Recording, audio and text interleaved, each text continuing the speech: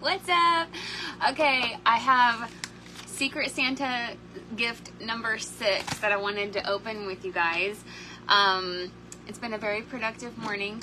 Lots of conversations going on. If you are watching me on replay, catch replay. Just as a side note, you can click the dots at the top and get notified when I go live. I don't know if you know that or not, but you can click the 3 dots and it'll say like get notifications or follow or whatever, depending on if we're Facebook friends or if you're following me. You can get notified the second I go live so you don't miss anything. But let me know in the comments if you are catching me on replay. I want to have got about 10 minutes before I need to hop onto my weekly coaching call. I do a social media coaching call as part of a inner circle for high-level entrepreneurs, authors, speakers, infopreneurs. It's a part of the founder of it is the digital marketing expert behind very prominent brands like Zig Ziglar, and we've worked like behind the scenes of Les Brown and other very big prominent brands. And I used to be a part of that digital marketing team for quite a while, doing like copywriting and social media and things like that. And now I don't do that full time anymore, but now I am, he's got an inner circle mastermind where every single weekday there's a coaching session and like mastermind, live events and things like that. I'm the social media coach for that inner circle mastermind. And so Wednesdays are social media days and I love it. If you know, you know, if you know. I can talk about social media literally for like hours and hours and hours. It's one of those things like, you know, you're passionate about something when you could just get on a roll and talk about it like to anybody at any time. I could do a keynote. I could do a whole TED talk on how to do social media, like heart and hustle. I feel like you can have both. And so anyway, so I wanted to talk to you guys about the state of direct sales just for a few minutes, because I really feel like it's a topic that a lot of people really want to know more about. And I thought somebody was pulling into the driveway. Because things have changed, you guys, in social media. Things have changed in the social selling space since 2020. I've been in the social selling space really since before social media existed. Things always change. Hey, Anita. And if you've been around for a long time, like in social media, the business side of social media, doing business on social media, is always going to change. It's always going to evolve, and you have to either evolve with it or you'll get lost in the shuffle and it'll feel overwhelming and it'll feel stressful. Like it feels like you're trying to swim upstream, right? So one of the conversations I was having with somebody this morning is just about this shift. Like if you started your business in 2020, you saw a surge of people were joining social selling businesses, buying a bunch of things, joining companies and all of that. And business was like you're swimming with the current, like in front of the wave. And that was like one strategy, but you can't do those same things now growing your business on social media. You can't do those same things in 2023, 2024 almost, right? If you're still stuck in what you think worked in 2020 and what did work in 2020, and if you're trying to do that now, like that's why things feel so hard. That's why there's so much resistance. So one of the things I was telling my team last night on our team huddle is that you have got to like, okay, yes, focus on where you want to go and where you want to be, but also look at like, okay, what are my skill sets? What are my superpowers? What do I do really well? What do I want? Like, here's the thing, like in social selling, direct sales, we have very similar to like corporate America. There's like ranks and titles and recognition. You get to walk the stage if you do X, Y, Z, and that's very corporate America-ish. To me, that's not my end goal. My end goal is not to get like the rank, the trophy, the walk the stage and all of that. That's not like, that's, yes, ultimately that's what's going to happen if you do the right things and evolve and all that kind of stuff. But like, that's not my vision board, right? I want location freedom. I want to be able to travel. I like having, you know, where I can wake up at whatever time I want, turn on my laptop, do the work that I want to do, and also not, you know what I mean? That the luxury of I like to work, but I want to work around my own life. That's what's on my vision board. So like, it's not a rank. So you have to look at like where you want to be, where you are, what are your superpowers? Like, what do you want your business to look like? For me, I'm very heart-led, and a lot of people accused me of being too heart-led, as if there's such a thing. There's not such a thing. But too heart-led, too soft, too nice, too loving, too caring. Like, all the things that I love about myself, I've been accused of, that's too much. That'll backfire. That will hinder me. When in actuality, my dream is to build a thriving business and a team from that superpower.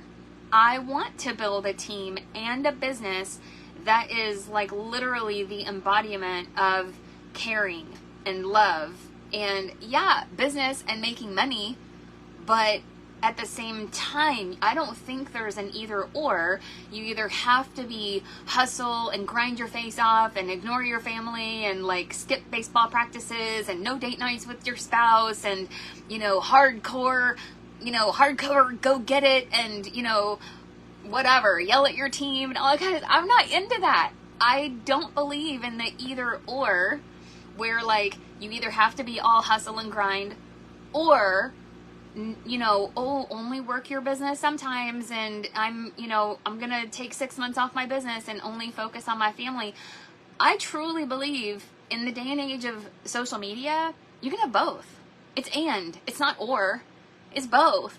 You can have a really great business with the foundation of loving and caring and doing what you're passionate about and being in alignment with your superpower and all of those things, and make money and have time with your family and fulfill your hobbies and things that you're interested in. And there's, you guys, that's the beauty of having an online business, right? Is that you can have all of these things. So I was just chatting with somebody earlier today because like things have changed. Things have changed since the days of I got to leave my house for 3 hours to go to a home party. And I'm only getting paid for that 3 or 4 hours that I'm out of my house, depending on how many people look at the catalog and fill out an order form, and then that's it until the next party. We're not in that life anymore, y'all. We're in the life of you better embrace social media. You better embrace digital marketing. Like if you are old, I'm almost 47. I'll be 47 in a couple weeks. You better embrace the digital marketing space and learning social media, or you are going to get left in the dust by people who are doing the same things you are, but they are embracing it. You better learn how, or you better find a mentor that can show you how, in a way that your brain computes, like in a way that you understand, in a way that's duplicatable and making it simple, okay? So anyways, that was my TED Talk. Okay, so Secret Santa gift number 6. I love this fun packaging, by the way. I'm going to open it up really quick, and then I got to hop onto a call in about 5 minutes, okay? So we're going to get into this. So in case you don't know, every single day in my stories, I've been opening these random gifts. My team, talk about heart and hustle. My team is the most amazing, generous, abundant humans I've ever gotten to work with. I'm not even joking. Like, it's just so rare. So if you look at my stories, I've been opening up these gifts that they've all like been collaborating behind the scenes on, where they have sent me literally, I've got a whole sofa over here of gifts numbered 1 through 25.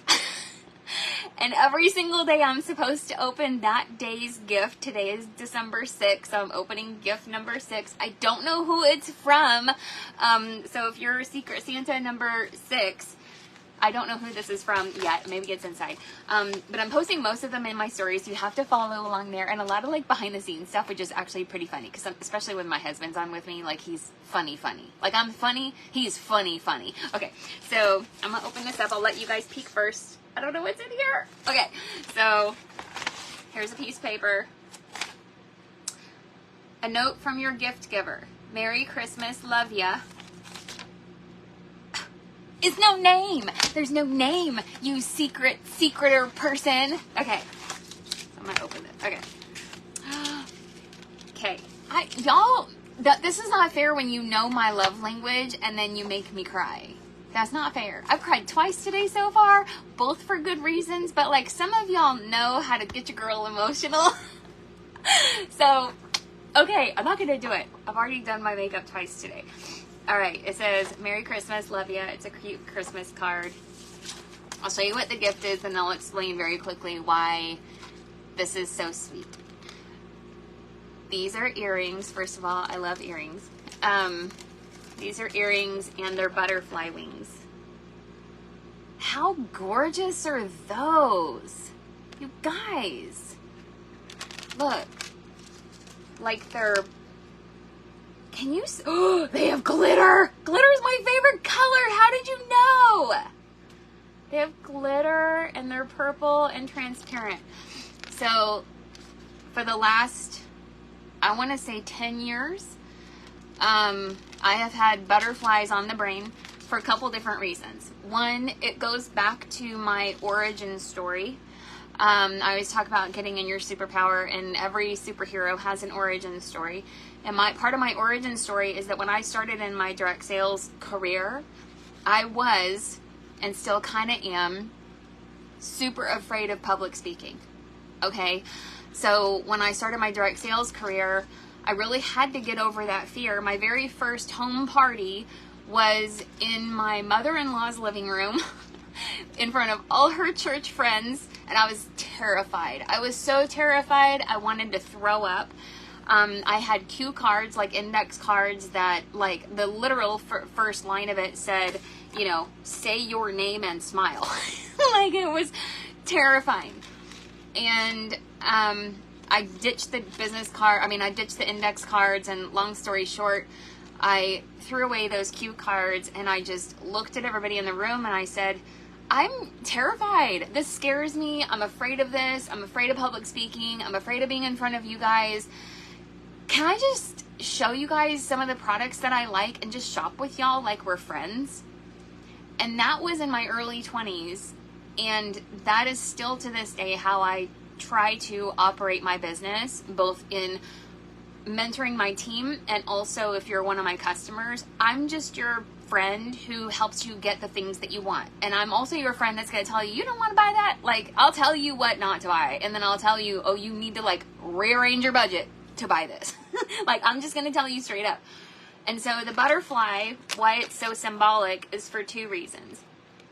One, for me, you know how you get like those anxious feelings and you're super nervous when you're afraid to do something, like speaking on stage, or introducing yourself to someone who makes you a little uncomfortable, like uncomfortable in a good way, you know what I mean? Like nervous energy kind of thing, not like uncomfortable because they're a creeper. I'm talking about like uncomfortable because, you know, you really respect them and you hope that they think kindly of you.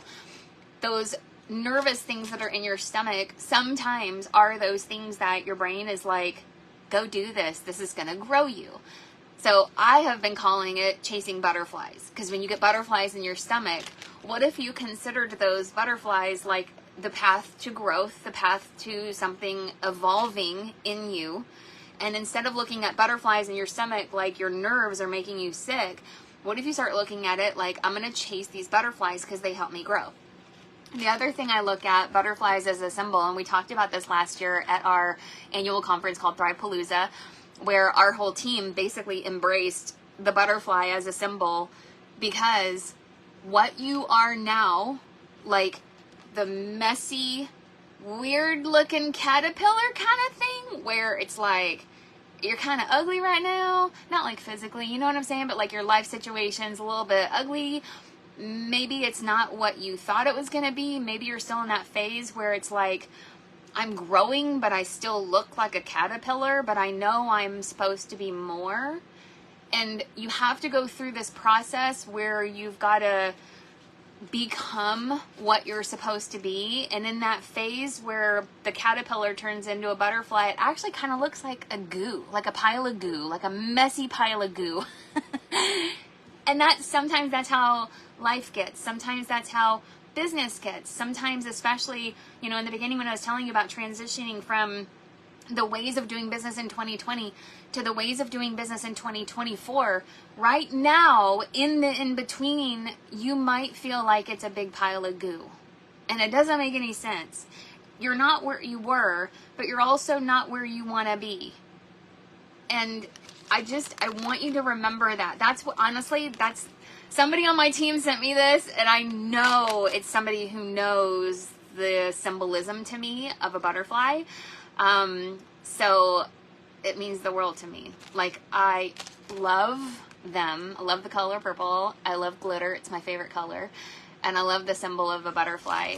So I'm excited to get to share that with you guys. I didn't plan that because obviously I didn't know what was in that package. But the next time you have those like nervous things in your belly of starting something new, starting a business when it's not the right time, going to make the ask, going to make a follow-up call, going to, say yes. Like, being scared of public speaking is a thing for me, but it's a thing that I don't want to. That's the caterpillar phase. The caterpillar phase of me, of Laura Wells, is afraid of public speaking and being on stage. The butterfly version of Laura Wells speaks on stage in front of tens of thousands of people because she wants to make an impact. So I'm going to chase the butterflies. You know what I'm saying? All right, you guys, I love you. Thank you for being with me. Thank you to my Secret Santa number 6. I love you guys. Thank you for letting me share my heart, my butterflies with you, and I will see you guys on the next video. Bye, y'all.